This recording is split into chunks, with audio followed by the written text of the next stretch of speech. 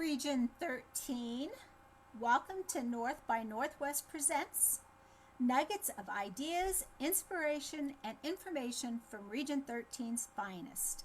This is Sandy Smith, your communications coordinator, coming to you live from Facebook. And here is Jennifer Cooke to present Zoom 101. Welcome, Jennifer. Oh, thank you so much. I'm so glad to be with you all. And again, the magic of Zoom is that I can be here currently. I'm in Ohio right now, and yet I can share this experience with you all. So thank you for having me. I'm looking forward to a good time. Basically, what I'm going to be talking you through is Zoom from the very beginning, how to set everything up. So if you are planning on having rehearsals via Zoom, this will hopefully help you get started with that. We're going to do the basics. So I'm going to go ahead, I'm going to share my screen with you. Most of what I'm doing today is going to be screen sharing.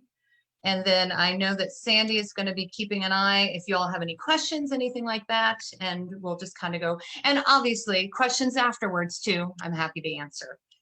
So I'm going to start sharing my screen with you. Give me 2 seconds. I think the most fun about Zoom is you get to basically watch people just stare at their screen for a little while they figure out what's going on their computer. So here we go. This is Zoom 101. Hold on just a second. Pull this over so I can get that going. There we go. Okay, so the very first thing you need to think about, if you don't already have it, is a Zoom account, right?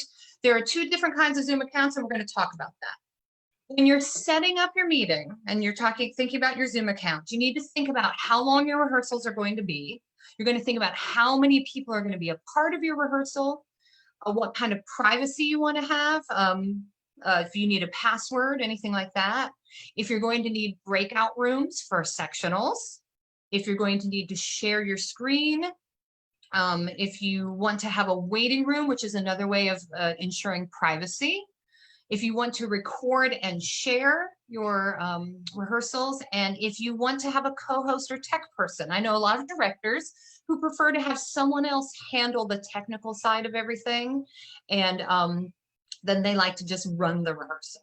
Okay, so those are the things you have to think about first of all. And when you're looking at it, you have 2 kinds of accounts with Zoom. You have a basic account, that's a free account, but you only get 40 minutes with that free account, unless you are an educator. If you're an educator, Zoom has temporarily suspended that 40-minute time limit, and they've made it unlimited, but that will be temporary. So with the basic account, it's free. You can have breakout rooms, you can have a waiting room, you can have password protection, you can have up to 100 participants, you can share your screen and share your audio, and you can record locally. What that means is you can only record the rehearsal to your computer. You can't record it on the cloud, and you can't live stream it. So that's for your basic account. Now, if you're going into your pro account, so this is a paid account. You pay a monthly or yearly fee. You get everything I shared in the basic account, plus you get unlimited meeting time. You get to do polls, which I think is a great feature of Zoom. I use that in my rehearsals all the time. You can live stream your rehearsal to your private Facebook group, and you can also record it to the cloud. So those are some of the things that are really helpful with that paid account. All right, so all of those things are things you need to think about when you're setting up your meeting. So if I'm going to Zoom, which is zoom.us, right? You can sign up for your free account and try it out. Now, of course, I already have a paid account, so I'm going to go ahead and sign in with my Google. And oh, hold on just a second. Apparently it forgot who I am. There we go. And you can see right away, it lists all my meetings. It tells when they are, it tells the time, all of that good stuff. So I have those set up, but I'm going to show you how to set up a meeting in just a second. Okay. Sorry, I'm going to go back to my meetings. So when you're in your account, you schedule a new meeting. So I'm going to click on that button right there. Notice I'm in meetings here on the side, scheduling a new meeting. Here I go. And I'm always going to name my meetings something I will remember. If I'm doing a rehearsal time, I'm actually going to say the date of the rehearsal so I can keep track of when those meetings happened. So I'm going to do my Region 13 test. We're just going to call it that. You need to look at, and I think you need to look at time zones. And the reason I say time zones, my chorus is in a different time zone than I am. So I always schedule the meeting in Eastern time for them. And then I just need to remember that time difference. So you're going to schedule it. You're going to click on the calendar, schedule it whenever you want to. I'm going to schedule mine for today, right now. You can put the duration, but keep in mind, and of course, remember I have a paid account. Zoom is not going to cut you off when your duration is done. It's just kind of giving an idea of how long that meeting will be and setting up your time zone. And I'm going to go ahead and just, oh, well, why don't we put it in Pacific time because that's when you all are. There you go. See, and there we have it. You can make it a recurring meeting. You can have that meeting ID where you have your personal meeting or that one.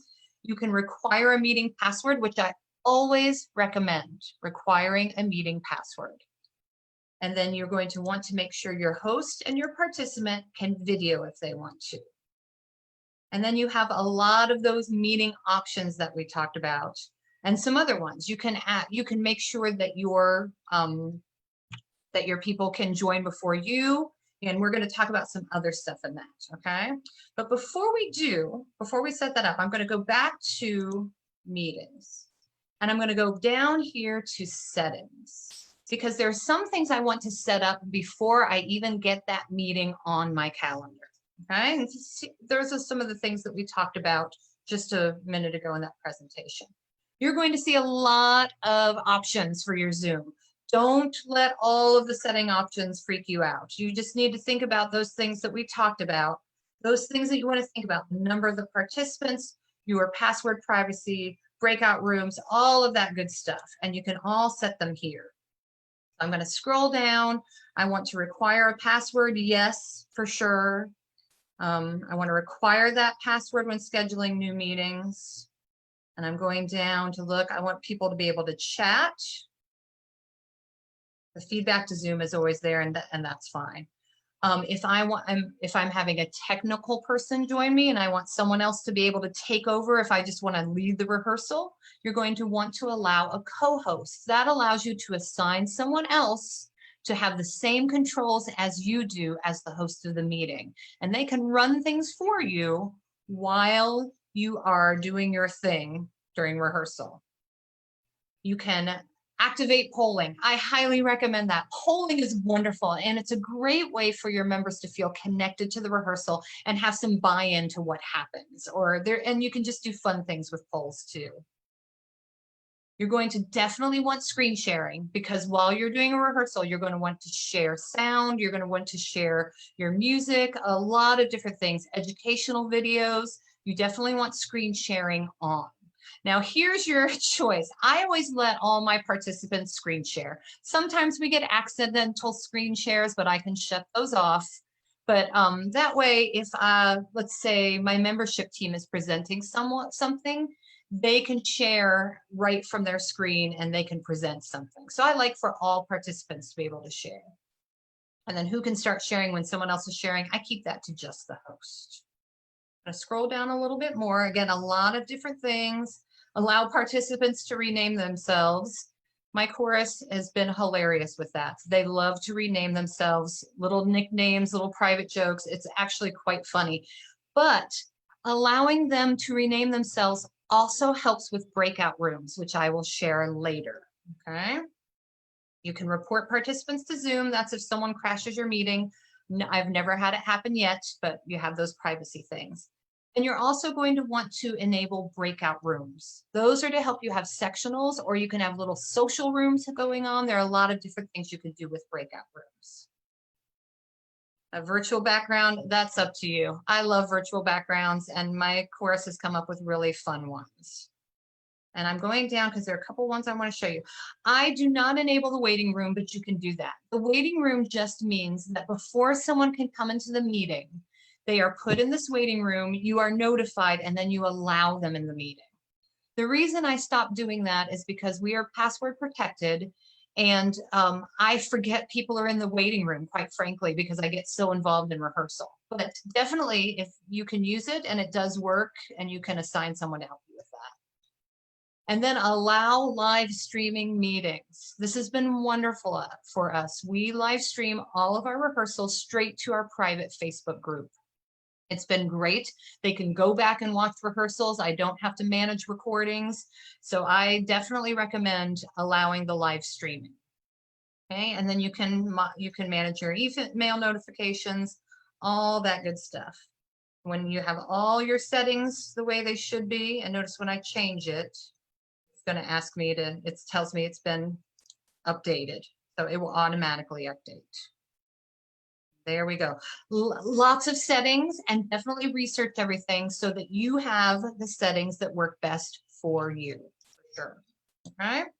So after we do that, that's when we go into the meeting setup that I just showed you. We're going to schedule the meeting online, be aware of the time zones, check all your settings. This is the time when you assign a co-host if you want one. You can also, this is very interesting. I'm going to go back to the meeting that I'm setting up. Schedule that new meeting. There we go. And I'm going to go down, and again, I've set the time, all that. I'm just going to leave that alone for now, but you can work with all of that. You can set meetings as far ahead as you want for the times that you want. That's no problem. Again, I'm going to make sure everyone can video, require a meeting password. That's worked great for us. Now, here are the things to think about. If you want your members to be able to join the meeting before you can definitely do that. I tend to not enable that. I like for them to wait on me. I don't know why that is. Muting participants upon entry is great, but I like to let them talk and you can mute them later. Enabling the waiting room if you want. Only authenticated users can join. Because we send out a private invitation, that doesn't seem to be a problem. Now, here's an interesting thing, the breakout room pre-assign. If you click on this, you can create rooms and you can actually put your people into breakout rooms before the meeting even starts. For instance, if you want to have sectionals and you want to assign all the parts to the different sections, the different rooms, you can do that before the meeting. Save some time during rehearsal for sure, but it takes a little bit of doing because you need to know everyone's email and you need to make sure they go in the right place. So just be aware that that's something you can do, add rooms, and then you can put in their emails to put them in. Okay? And you can automatically record the meeting. I just like to do that myself. So there I have saved. I'm going to save my meeting. That's the meeting. That's my rehearsal. I've got all of that. Now, as you do that, you're going to be sending the meeting invitation. So what I do is I copy this invitation. So you can see the invite link right here. Copy the invitation, copy it. And then what I do is I email it straight to my members and we put it on the private section of our website. That way everyone has the link to join, but it's not public, so people can't crash your meeting. I'm not going to post it on our public Facebook page or anything like that. Everything I send is private, and I copy the invitation, paste it in the email, put it on our website, and do it that way. That's what we can do. Now notice down here at the bottom, the only time you can set up polls is before your meeting. So you can see right here, because I've enabled polls, I can actually set it up now. I can add this, and it's wonderful. I use polls to find out how my members are doing. We've done fun facts where I list a fun fact and then like 5 members' names, and they have to guess the member. We've done it to level choruses. We'll watch a video of a chorus and then I will put, you know, A+, A minus, and they will take the poll and level that chorus. And you can put in as many polls as you want. It's a great way to have people connected, and you can share the results of the poll in the meeting, but you can only set them up in here. So notice I went back here, I can click on my meeting anytime, and I can add polls anytime. So you don't have to do it right then. You can send the invitation and then do the polls later. Also know that you can go into your meeting. So even though you've set a specific time for your meeting, you can actually start at any time, end at any time, and you can start it and end it as many times as you want. So a lot of times I'm going to start that meeting so I can go in and work on some audio settings for my meeting. Now I'm just going to show you these now because if I go into this meeting, I'll be out of the one we're in right now. But this is really important, and I'll share this with your region so they have it as well. The audio settings especially, you have to go, and these are in-meeting audio settings. You actually have to, sorry, let me go back there. You actually have to open up your meeting, go into it, and then set the audio. You have to deselect some stuff, suppress persistent background noise, all of this stuff that Zoom does automatically that kind of messes with our sound when we're trying to sing or we're trying to do a PVI or something like that.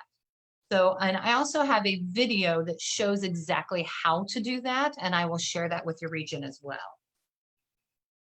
All right, so that's setting up the meeting.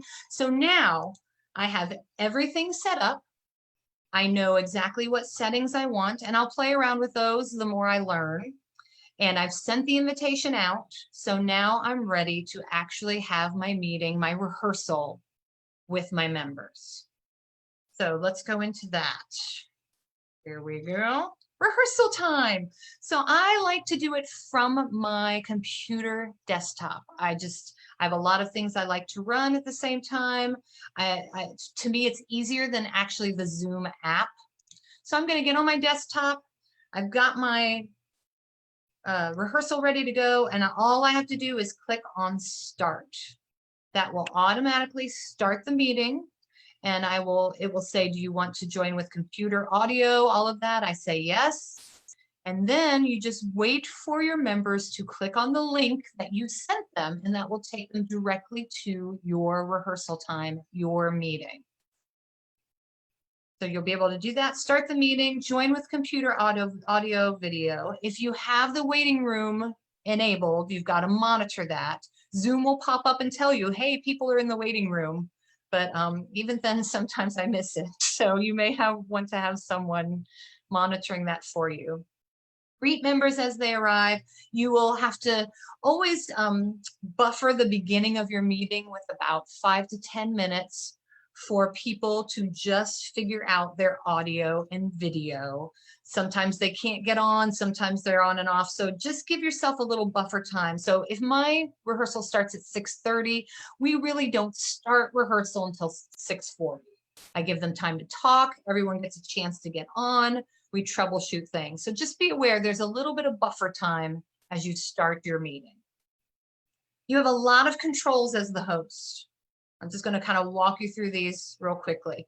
You can actually rename all of the participants, which we've had fun with in the past. But that's just something you can do. If someone doesn't know how to rename themselves, you can rename them. You can individually mute and unmute participants, but you can also mute all. At the bottom of your screen, there's something that says participants. And if you click on it, you can mute them all. And you can monitor whether or not they're raising their hand, all of that good stuff. So you can actually do that within the meeting. You can share your screen. You can share your computer audio without the screen. You can assign breakout rooms during the meeting. You can administer polls. You can record the session to the cloud, and you can also live stream. All of those controls are at the bottom of your screen when you are in the meeting. So I highly recommend before you start a Zoom meeting, do a practice meeting with your music team. Go through all the controls, figure out what's working and what's not. Practice everything with them, have them learn how to electronically raise their hand, learn how to monitor the participants at the side, all of that good stuff. Do some practice ones before you actually do the real one, and you will have so many controls that you can work with. The director's favorite will always be mute all. It's a fabulous tool, and it really works well. So just be aware that you can go in and practice with your meeting before you actually have the rehearsal. And you can set up as many meetings as you want for those practice times. Very, very helpful. Okay, so a couple other things to be aware of. These are some additional tools you can use. There's something called a spotlight video, and that's when everyone has their little individual square. If you hover your mouse over their square, there will be 3 little dots in the upper right-hand corner. You can click on that, and one of them will say, make a spotlight video. If you make that person the spotlight video, they will be very large on the screen. Everyone will be able to see them. They'll be nice and big. So I use spotlight videos when my choreographer is teaching, when we have a coach that's coming in, when I'm giving a PVI to one individual, I have them the spotlight video. When my membership team is talking to the chorus, whoever I want to feature, I can make them a spotlight video, and then you can hover over their screen and there will be a little thing that says cancel spotlight video, and then you can take them out of that.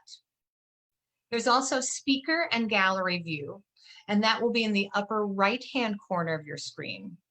I usually prefer gallery view because I like to see everyone at once, but speaker view is very handy because it will make large on your screen whoever is speaking.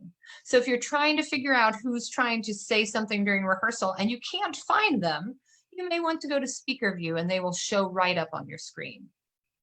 There are also ways to share your screen and play online games. Kahoot is fabulous because you can play the game on the screen and they can actually put their answers in on their phones. And Kahoot keeps track of who gets it right, who's the fastest. If you have a competitive chorus, a Kahoot quiz is wonderful.